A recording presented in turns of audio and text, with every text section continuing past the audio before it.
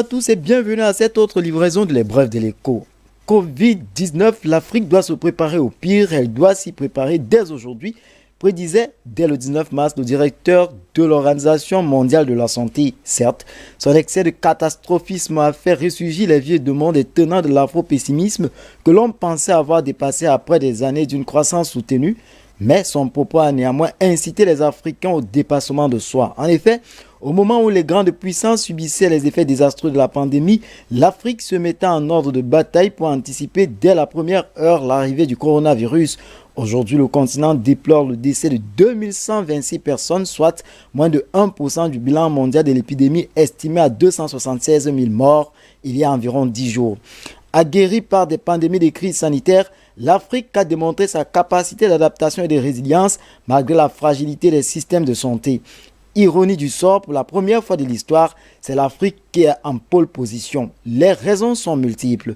Elles s'expliquent par l'accumulation du savoir-faire africain dans la gestion des crises précédentes, comme ce fut le cas pour le paludisme et plus récemment pour Ebola, et du fait de la jeunesse de sa population. Au-delà de ces avantages inhérents à l'Afrique, ce qui a primé, c'est d'avoir anticipé la mise en place des gestes barrières.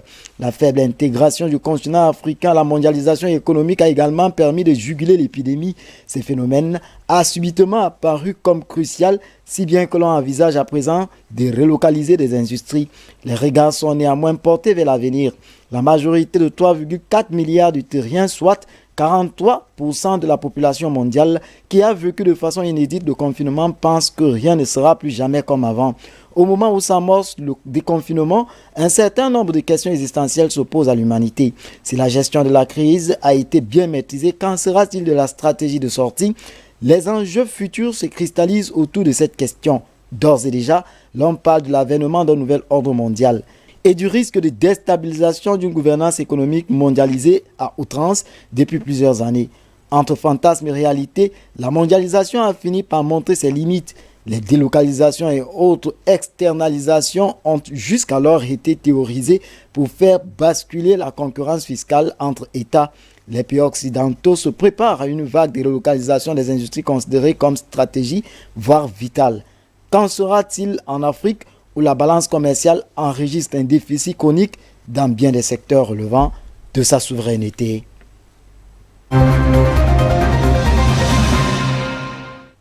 L'African Guaranteed Fund estime à environ 30 milliards de dollars la perte des chiffres d'affaires de petites et moyennes entreprises du continent africain pour 2020. L'institution financière panafricaine créée pour aider les petites et moyennes entreprises a annoncé en début de semaine la mise en place d'un fonds pour financer les PME africaines en difficulté en raison de la pandémie du coronavirus.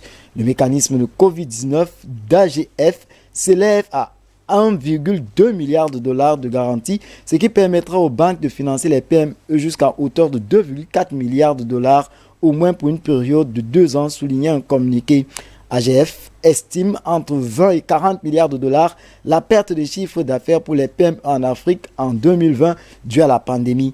Les conséquences de la pandémie continueront d'avoir des effets négatifs croissants sur les PME en Afrique, tant du côté de l'offre de crédit que c'est celui de la demande, déclarait Félix Bikpo, directeur général d'AGF. Il fait remarquer une anticipation d'une détérioration de la solvabilité des PME. Il est probable d'après lui que ce facteur induise une augmentation du coût de crédit pour le secteur financier, ce qui accroîtra financièrement des solutions de garantie spécifiquement destinées à soutenir les PME en Afrique. Certainement, sa réticence à financer les PME en l'absence des stimuli extérieurs. L'AGF est une institution financière non bancaire dont l'objectif est de promouvoir le développement économique du continent, d'y accroître les créations d'emplois et d'y réduire la pauvreté en fournissant des institutions.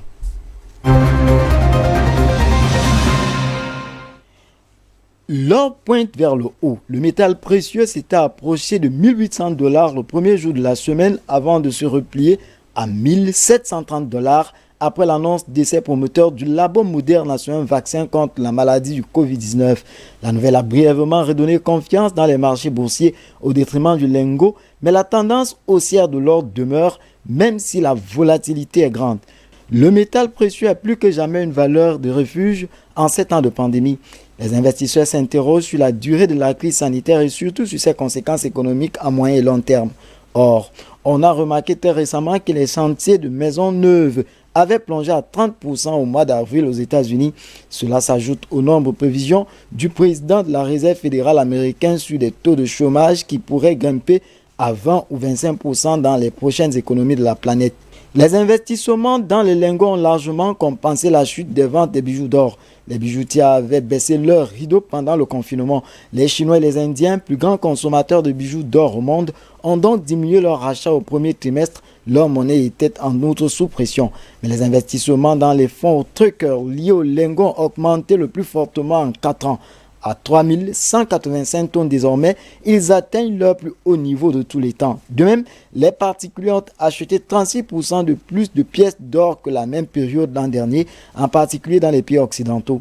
Les banques centrales ont continué à amasser de l'or à un rythme cependant moins rapide que l'an dernier. Elles ont, il est vrai, beaucoup d'autres dépenses. Tout cela alors que la production d'or continue d'être perturbée par l'épidémie.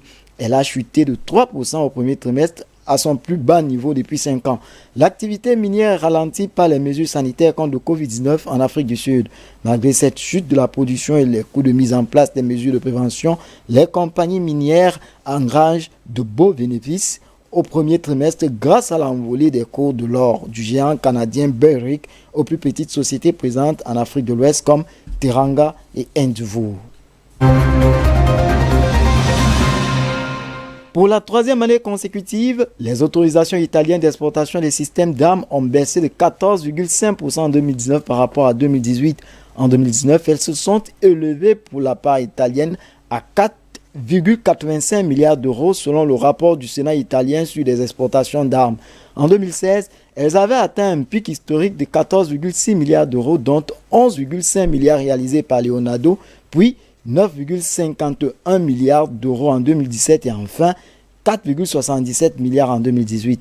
En 2019, les 10 premiers clients de l'industrie d'armement italienne sont Égypte avec 871,6 millions d'euros, le Turkménistan avec 446,1 millions d'euros, le Royaume-Uni avec 419,1 millions d'euros, les États-Unis avec 306,1 millions, la France avec 274,2 millions d'euros, l'Australie avec 238,2 millions d'euros, l'Allemagne avec 213,6 millions d'euros, l'Algérie avec 172,7 millions d'euros, la Corée du Sud avec 165,4 millions d'euros et le Brésil avec 446,1 millions d'euros, soit 3 pays européens, 3 pays de la zone Asie-Pacifique, 2 pays africains et enfin 2 pays de la zone Amérique.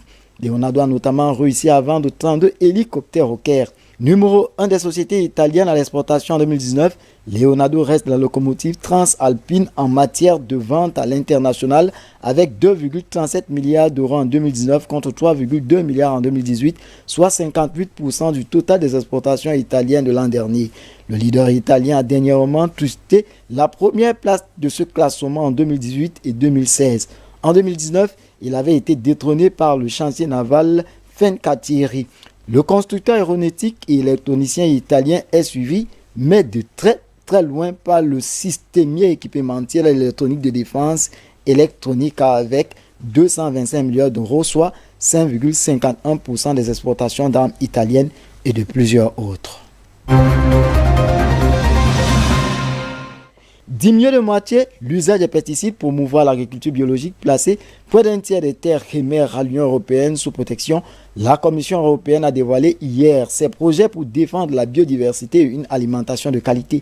La pandémie de nouveau coronavirus n'aura décalé les plans de l'exécutif européen que de quelques semaines, malgré des voix qui se sont élevées en faveur d'un rapport de la publication de ces 2 nouvelles stratégies pour se concentrer sur la réponse à la crise sanitaire et économique. Tout comme il avait défendu la place des objectifs environnementaux au sein du plan de relance de la Commission, il assure que ces nouvelles législations en préparation aideront à prévenir de futures pandémies ou au moins à atténuer les effets, mais aussi d'autres catastrophes comme les feux de forêt ou des crises sanitaires alimentaires. Mercredi, la Commission s'est engagée notamment à proposer de réduire de moitié l'utilisation et le risque de pesticides d'ici 2030. Elle souhaite également une baisse de 20% de l'utilisation des engrais et une baisse de 50% de la vente antimicrobienne pour les animaux d'élevage et l'aquaculture. Voilà qui referme cet autre numéro. Merci de l'avoir suivi. Restez surtout scotchés sur les antennes de DBS.